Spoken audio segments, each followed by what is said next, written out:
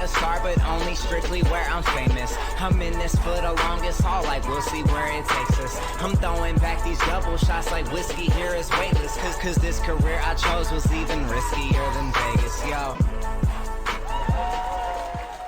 Hello, everybody. Welcome to another Thursday night. This is a very, very special evening. I have an amazing guest with us tonight that I can't wait to share with you.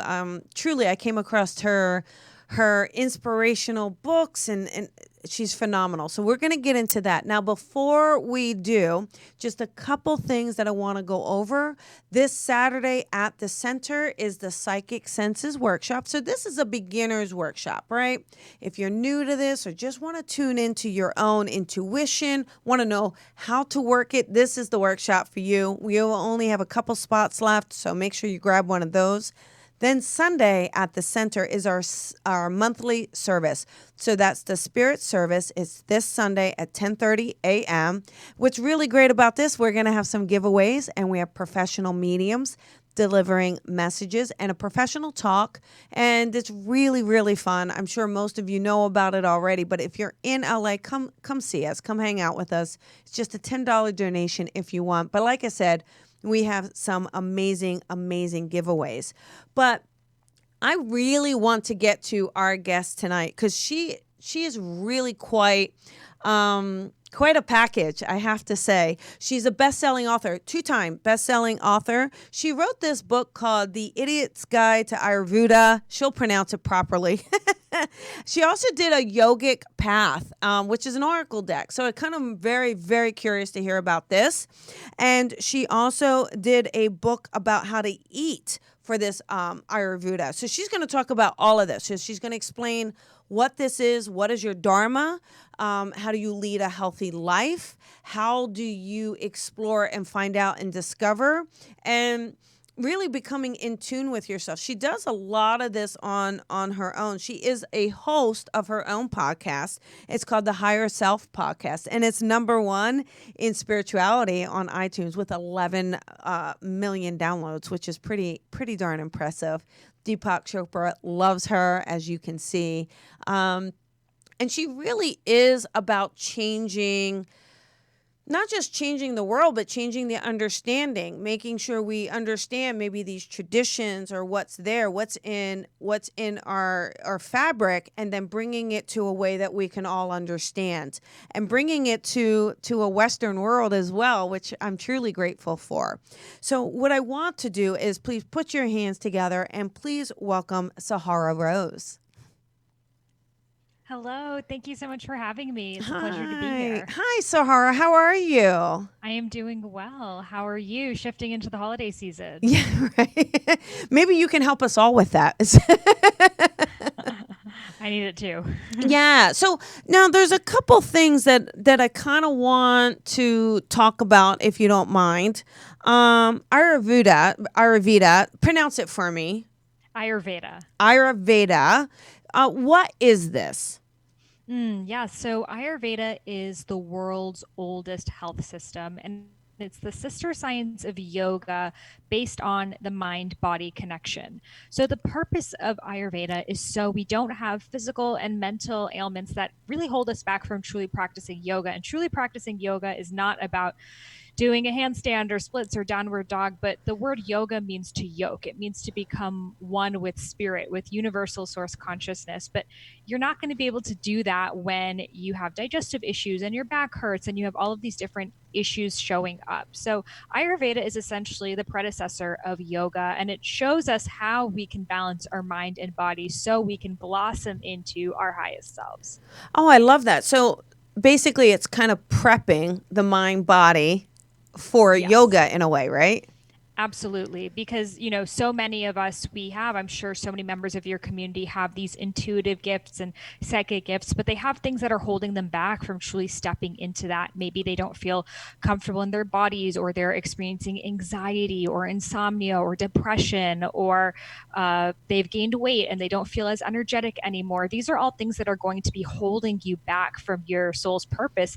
And deeper than that, those exact issues that are showing up for you are essentially really the points that you need to be looking at, and they represent something that's going on so much deeper within.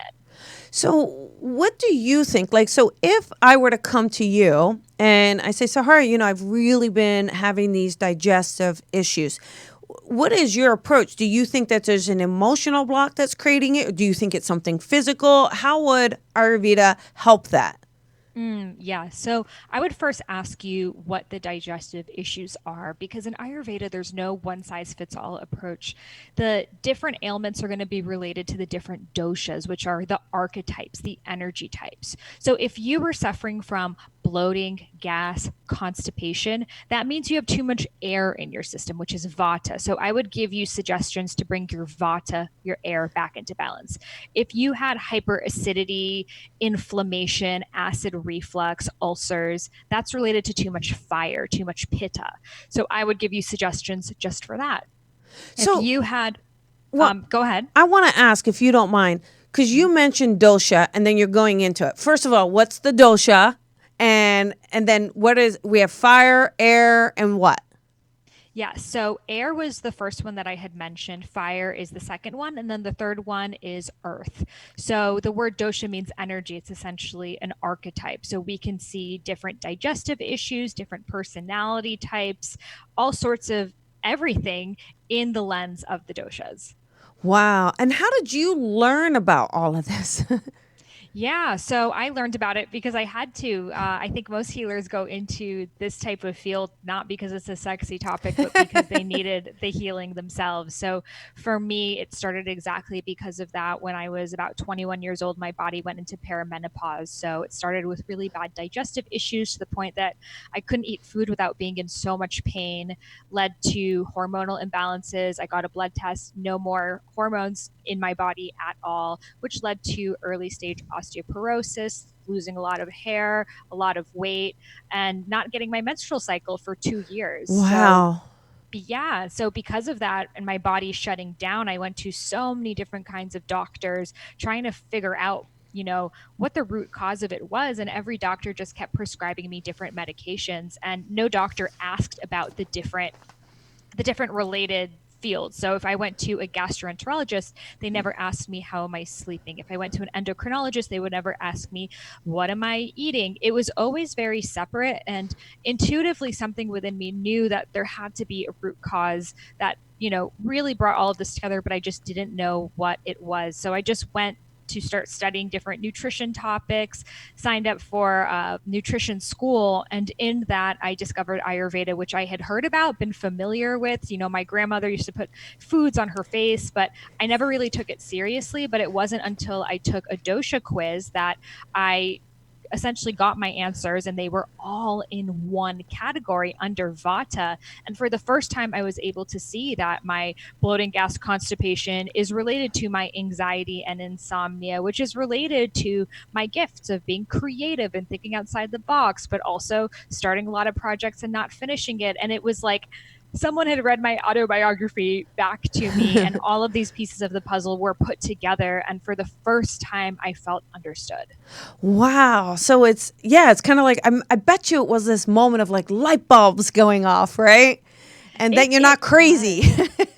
It was because in the Western world, doctors are just on such short time restrictions that most of them are like, okay, what's wrong with you? Okay, take this antidepressant, go. And this really allowed me to see that how interrelated the mind and the body are. And when I started to, follow the different suggestions, first very much starting with this physical health, I noticed that my personality shifted. I noticed that I was becoming more conscious about subtleties, and that led to a spiritual journey, which I believe that we have so many different entry points, whether it is health, physical body, or meditation or something, but we're really all going to the same place. So Ayurveda is nutrition, all of that, but deep at its core, it's a spiritual practice. Wow. And then so to fix it, like if we're going to fix it, right? Because that's how we are in the Western world, right? We're like, fix it.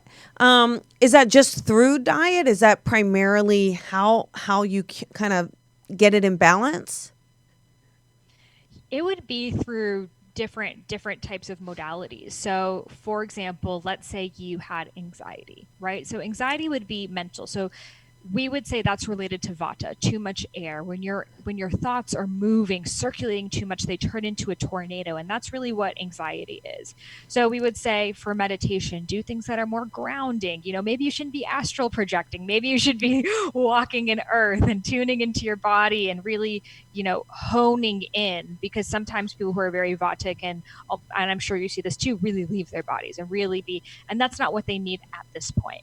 And then in terms of the body, you would eat more grounding food. So more root vegetables, more foods that grow under the earth. And this is going to connect you to that earth energy. And we would look at this in terms of the oils you put on your skin. You would put sesame oil because it's the most warming and grounding oil. It would have to do with the exercise practices you do. You wouldn't do lots of cardio and spinning. You would do more strength training, things that bring balance. So you would look at the opposite qualities of what you're experiencing. So if it's anxiety and restlessness, you would look for more warming and grounding and have that in all areas of your life. Oh, I love that.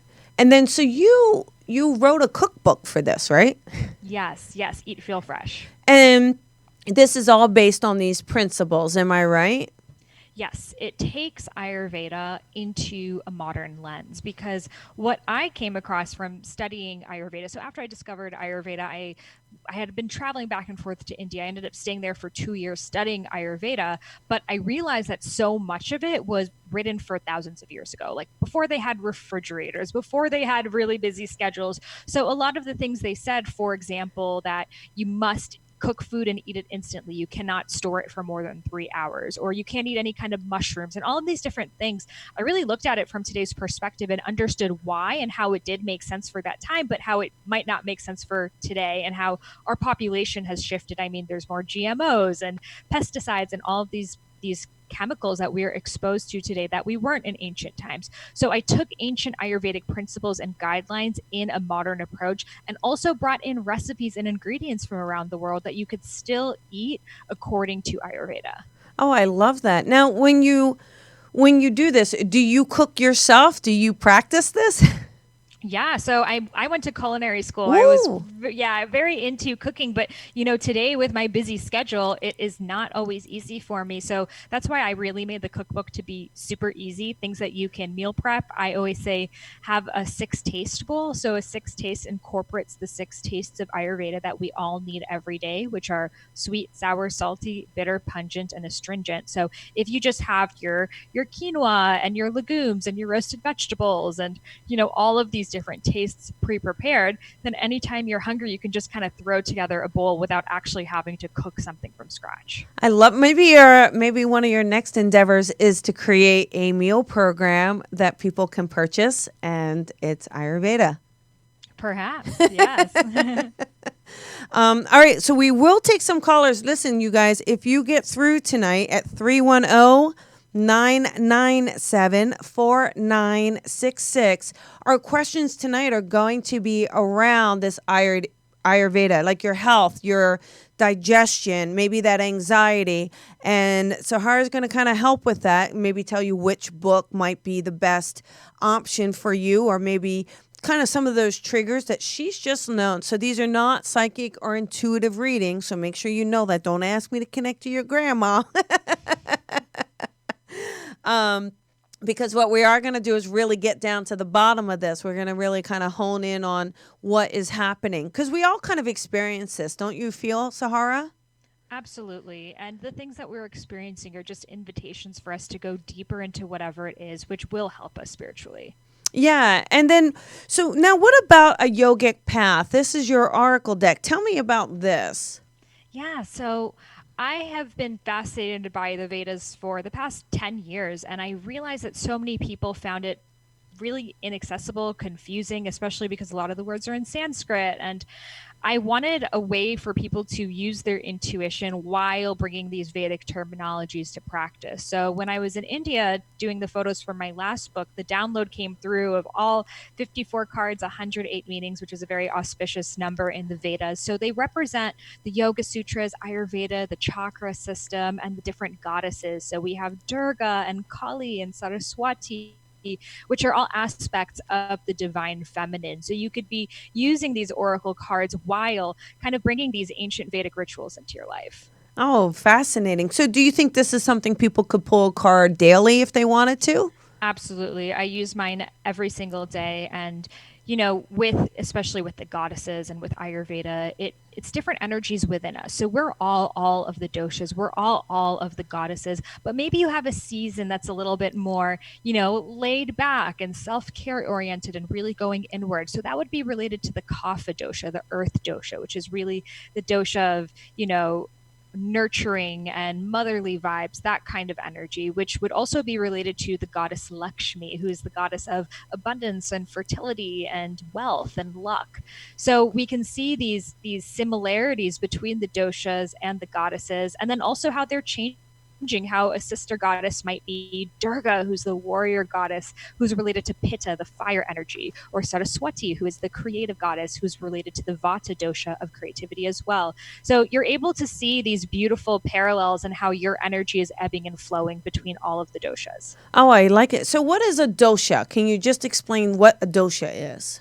Yeah, so dosha means energy. So it's Okay. an energy type, an archetype. Okay, so it's just an archetype. If someone's saying, "Hey, what's my dosha? What's my energy? What energy am I giving out?" Or what's the almost like, and maybe I'm wrong, so just help me here. But if I say, "Hey, this is my astrological sign, and my sun is rising, and my moon," is it kind of like that combination that makes me me? Yes, exactly. Okay. So you're born with a unique set of all three doshas. You may be born primarily Pitta, secondarily Vata, lastly Kapha, or any other combination. Some are very strong in just one, like you might have a lot of planets in just Capricorn and not a lot in others, whereas some might be kind of more balanced between the three. So we're each born with a unique set of these three doshas, and that's called our prakriti, our natural born constitution. However, life can, throw us curveballs. So you might change your diet, stress levels, environment, even having children will change your doshas. Having, just a really busy season in your life, the seasonal changes, that even shifts your dosha. So the purpose of Ayurveda is to go back to how you naturally were. So if you meet someone, can you tell what their dosha is when you meet them, or do they need to take your quiz? Yeah, so you can tell from a series of different things, but it's not entirely accurate until you ask them questions or do a pulse analysis. So, for example, if we were just looking at someone, Like me. Let's pick me. Yeah. So I'll have to go on the Facebook to see you. So someone who is born more Vata, they typically, who are born that way, have longer faces. So think Okay. Steve Jobs, Ashton Kutcher, Natalie Portman. They tend to have a harder time gaining weight. They tend to have that like long, angular body. So again, we can think of the ballerina, the marathon runner, people who are ectomorphs, right? So they're more of that scrawny personality type. They tend to talk fast. They tend to look around fast. They might have just a more nervous energy to them. So those tend to be people who are more Vata. You might have a Vata imbalance from it being very cold, or from just eating a lot of raw cold foods like what I did, or from, many sorts of things. But some people who are born that way will show up with those characteristics. Someone who's born more Pitta tends to have more angles, more of a strong body. So their face shape would have like a strong jawline. So if you think of Jennifer Aniston, Madonna, Brad Pitt, they have that strong, almost like athletic kind of energy to them. That's more me and my jawline. I have a strong Yes. jawline. Yes. So that's your Pitta coming through. And I don't know if this resonates for you, but they tend to have an easy time gaining muscle. Like they work Oh yeah, out I do. they get muscle. Yeah. So that's the Pitta. So you definitely were born with a lot more Pitta in you. And then the third one, Kapha, they tend to have rounder faces, softer features, baby-like features. So if you think of Oprah, if you think of Eckhart Tolle, if you think of Robin Williams, these are very Kapha type, like a softer energy. And then physically, they tend to just hold on to more body weight, have just more curvy, less angular bodies. So again, we can go through imbalances. You might have a period that you've gained weight and you might think, oh, I'm Kapha, but you might just have a Kapha imbalance, but you might not have been naturally born that way. Oh. So you can have an imbalance of any of them, and if you take my quiz, for example, and you see you're highest in one dosha, that's the one that you're going to work on. But as you work on bringing that back into balance, your natural dosha will just show up.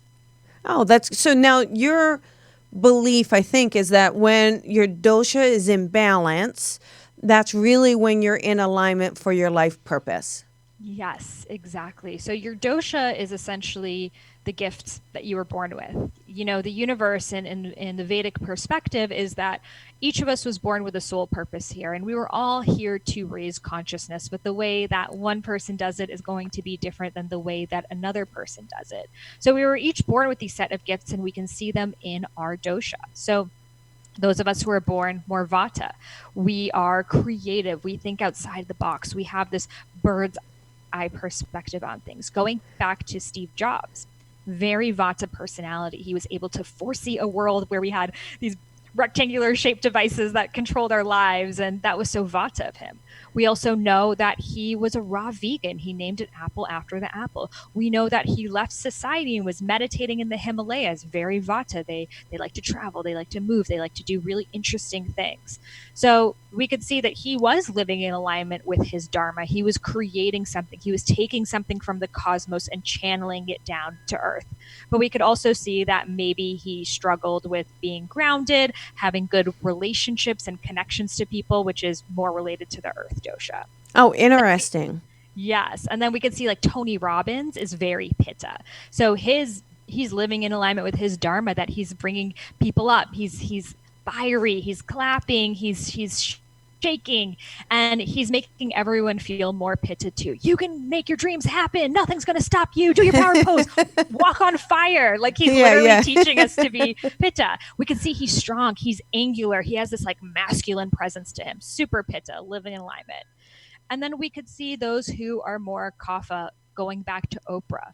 Why do we love Oprah so much? Not because she gave a riveting speech or she created something, but because she could just sit and hold space and listen. Yeah.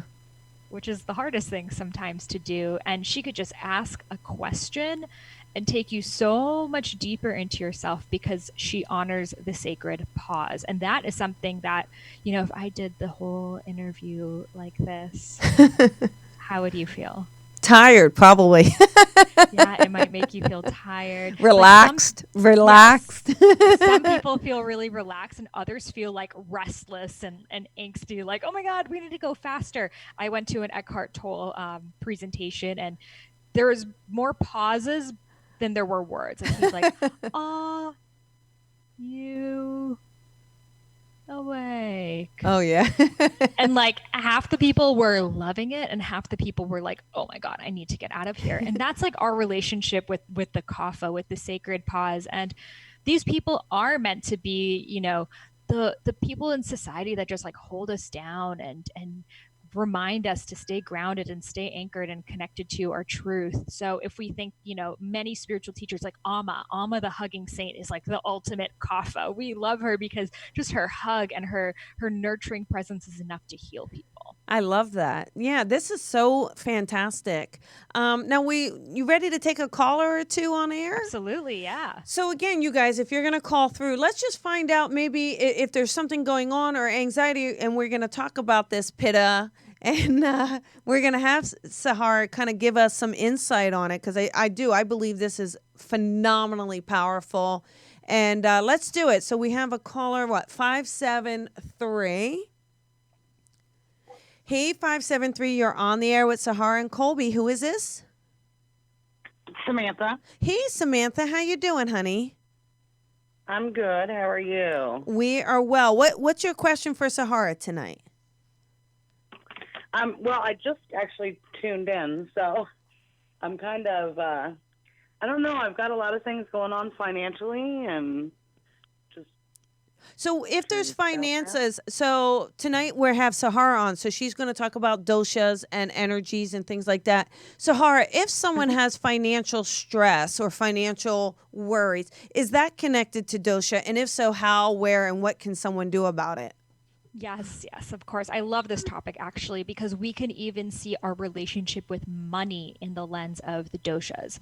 So if we're someone that money kind of easily comes and goes, we don't really know how much we spent, we don't like to look at our bank statements, it kind of feels heavy and icky and, bringing down our vibe. That's a very Vata relationship with money. So we could look at Michael Jackson as an example of this. He made so much money over his lifetime, but he died in millions of dollars of debt because he didn't have that grounded relationship with money. He was just kind of letting it come and go and not able to hold on to things. If we have a more Pitta relationship with money, that's going to be the person who, like, every week is in their bank account, they have a spreadsheet, they know exactly what's going in and out, they have their budget, so they can be very organized. Right. But the other side of it is maybe they have a hard time spending on, something that matters to them, something that's just going to bring more fun or ease into their lives. They can be a little bit too analytical with money and not enough, and just realizing that money is here to bring you pleasure and the things that you want.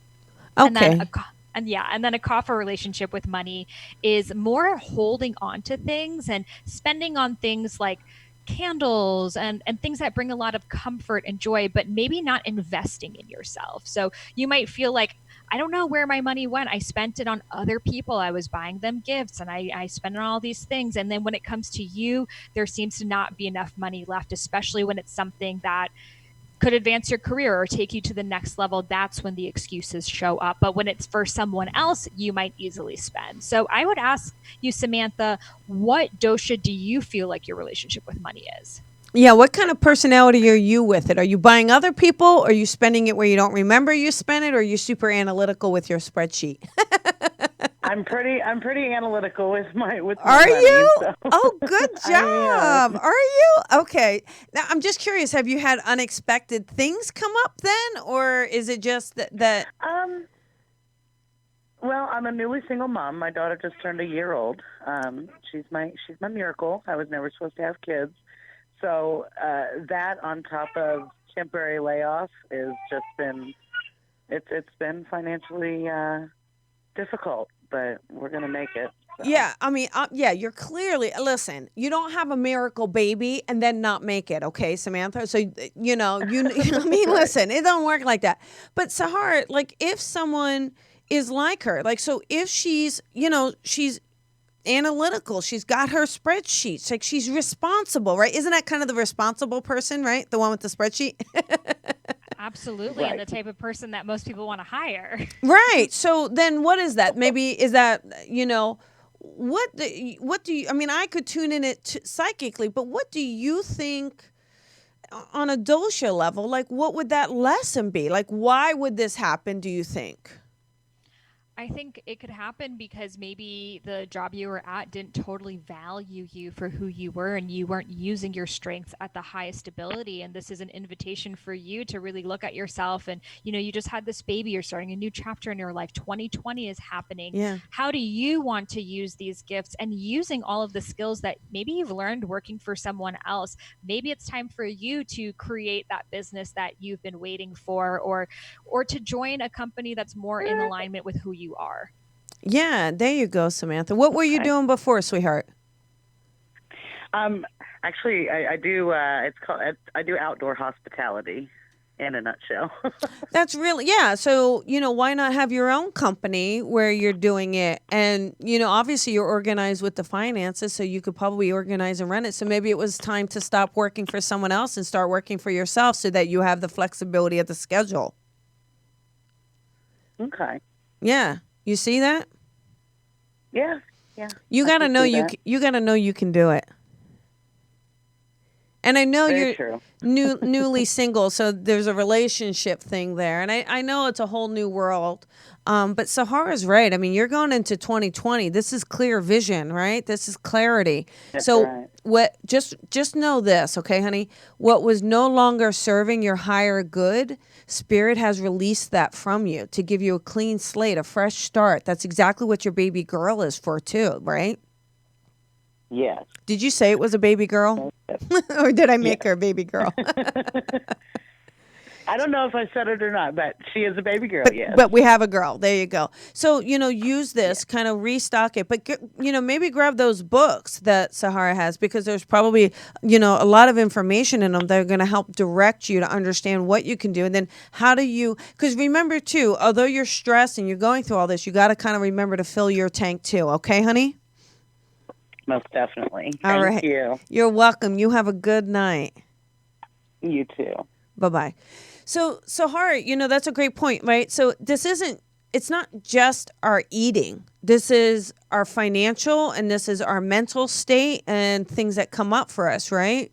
Absolutely. Even our relationships, our ability to communicate with others, our ability to launch a business, all of these things can be viewed in the lens of the doshas. Wow, this is just fascinating. Now, you kind of took us back to your own issues. Have you been able to heal yourself, or is it an ongoing process? I mean, how does it work practically in a realistic circumstance for people? Yeah, my dog. It completely healed. 100%. So the first thing that I noticed within a week of eating more Ayurvedically was that I no longer felt as anxious. Okay. I've only been inside my own thoughts. So I didn't realize that constantly overthinking, worrying, stressing, wasn't normal. So when I shifted, so I was eating a mostly raw vegan diet before. And when I shifted into eating more warm, cooked, grounded foods, I felt more stability, more anchoring, just more connected with myself and who I am and what I wanted. So that led to me actually executing the visions that I had. I used to have so many ideas and not do them. So it led to me having more drive, more ambition. And that led to eventually my hormones coming back into balance. So it was this beautiful ebb and flow of body and mind just releasing and expanding. And every element of me shifted. I mean, even the person that I am, all aspects of my personality shifted and expanded into who I truly was. So I wasn't operating from my shadow side anymore, but really operating from my highest self and who I was meant to be and how I was meant to serve in this world. Yeah, that's really interesting. Now, what about, I'm just kind of curious, just kind of picking your brain a little bit here. So for me, I can't eat any legumes. So imagine this, no legumes. And I don't eat meat. I only eat fish, but no meat. So then if you have your cookbook, then how does someone adapt to kind of those limitations or restrictions? Mm-hmm. So for example, if you can't eat any legume, which is really common in today's world, a lot of us have SIBO, candida, all sorts of digestive issues. And, previously when people were eating legumes, they were preparing them in a totally different way. So they were soaking them overnight and essentially fermenting them, sprouting them. So it was much easier to digest. Whereas today, most of us get canned beans, which is hard for anyone to break down. So even just taking legumes totally out, if you eat fish, I don't know how many days a week you have that, but that could be instead of the astringent category, which might be lentils or chickpeas, you might do fish. I don't know if you eat eggs or what kind of proteins do you typically eat? Fish, sushi, if I'm going to be specific, raw fish. And do you have that every day? Probably about 4 times a week. Okay. So I would actually just get tested for parasites, because raw fish is the highest in parasites because they can live very easily in there. Typically, they recommend only having fish, especially raw fish, twice a week. Okay. And with the mercury levels too, we just, our oceans are just so much dirtier than they used to be. So maybe if you do want to have fish, having more of those smaller food chain fishes. So I don't know if you like it or not. It takes some people to get used to, but the sardines and the anchovies, because that has a much lower mercury load and it's cooked, so it doesn't have that same parasitic side effect as that raw fish would have. Okay. So that's what I'm saying. So all of this, so as you took your own journey, we're almost done if you can even believe it, but as you took your own journey, you said, hey, I'm having these issues myself. I need to find an answer. So you kind of went on this quest. And then you realized that there was a lot of information from history, from our traditions, that you could see how this could work and apply to you. And during this journey, other than kind of rebalancing your physical self, you seem to have found your own dosha, your own life purpose, right? Yes, absolutely. And now what you do now is you have your podcast, you're an author, you mentioned working on a third book, my goodness. But you also have this group, right, that you kind of run and help people. Tell us about this if you don't mind. Yes. So, what I realized in just going through my own spiritual journey, and I'm sure many listeners can relate, is that the path can be very lonely. And you have all these questions, you're experiencing things. Maybe it's like clairsentience or audience, or just wanting to know, wanting to connect to your spirit guides or ancestors, whatever it is, and then making a life out of that. How do I create a business in alignment with my truth? How do I explain this to my husband?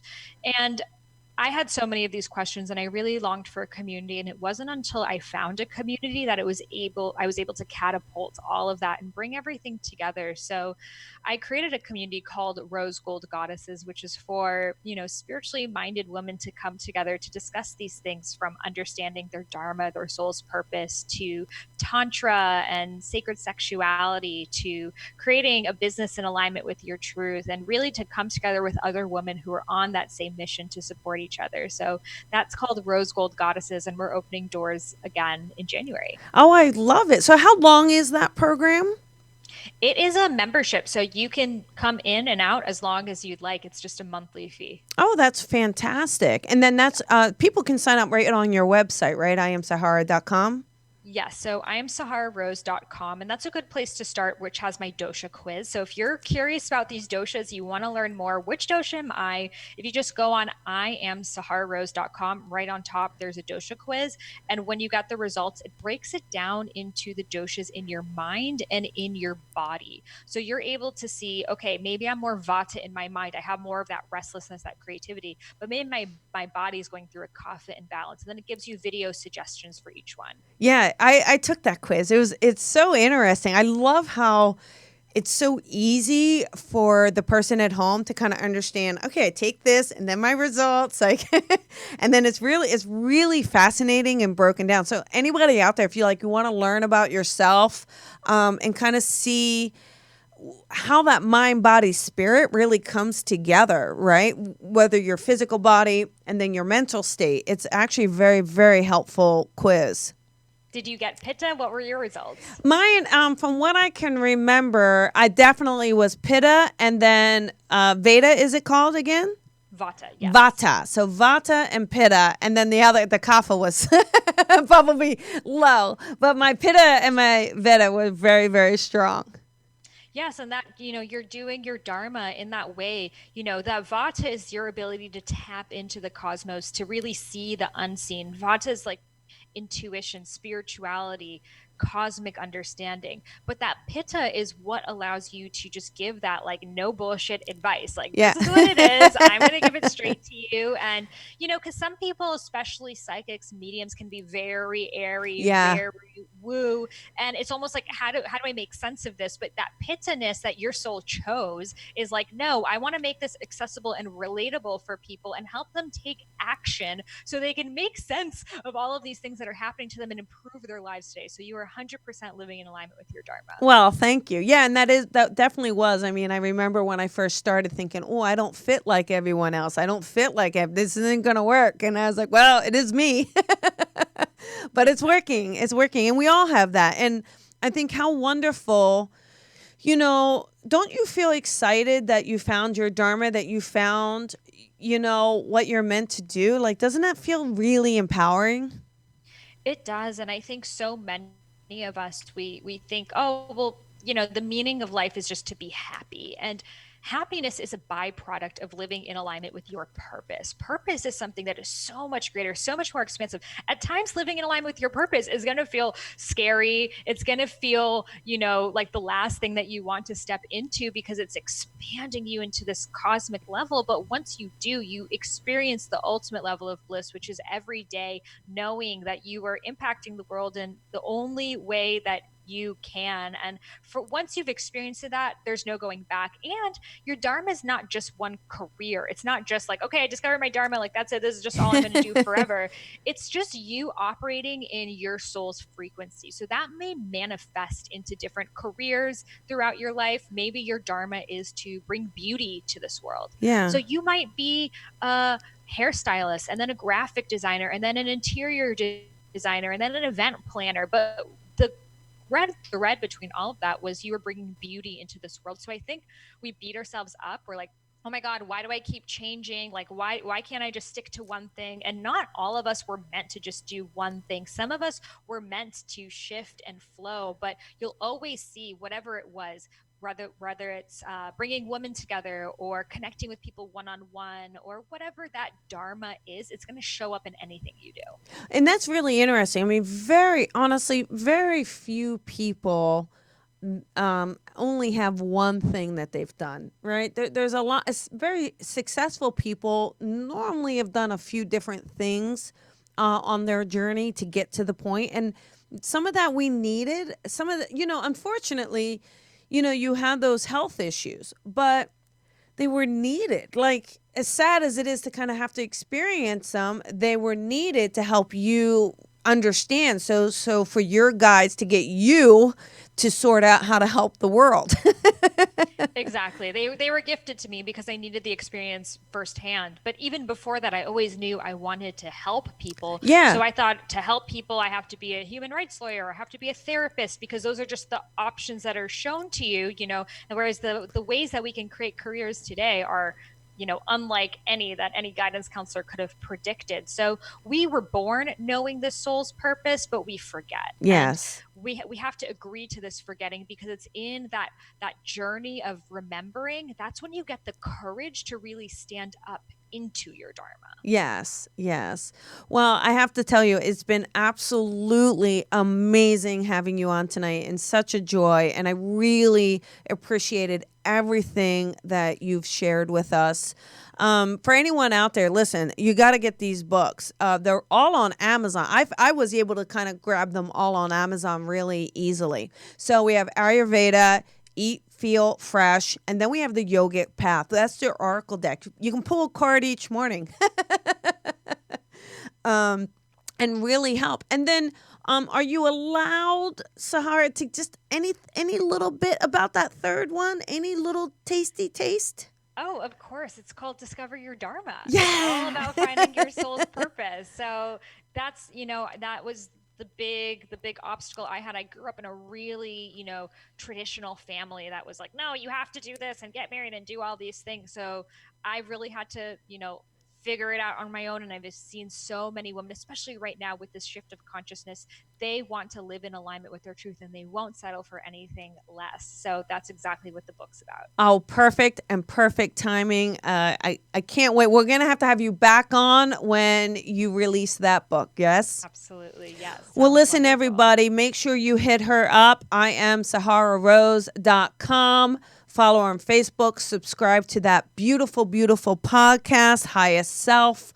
And, Sahara, again, I want to thank you for taking the time, for being with us tonight, for sharing your wisdom and your experience and that vulnerability to say, hey, I went through this too. So thank you so much. Thank you so much for having me and for the work that you are doing, bringing this intuitive wisdom to the hands of so many women and helping put spirit back into our power. So thank you for being that guide. Well, thank you. Lots of love, and you have a great night. Give that baby some kisses and some extra goodies tonight.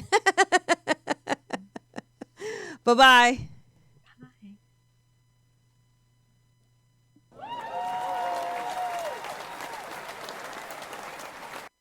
Thank you for listening to the Colby Rebel Show. Be sure to follow Colby on social media at Psychic Rebel. And if you've enjoyed this podcast, please head on over to iTunes to leave a review to help Colby grow the tribe. Colby is an international psychic medium, teacher, best-selling author, and speaker. She is a master teacher of the Lisa Williams International School of Spiritual Development and is the owner of the Colby Rebel Spirit Center in Los Angeles. Visit colbyrebel.com.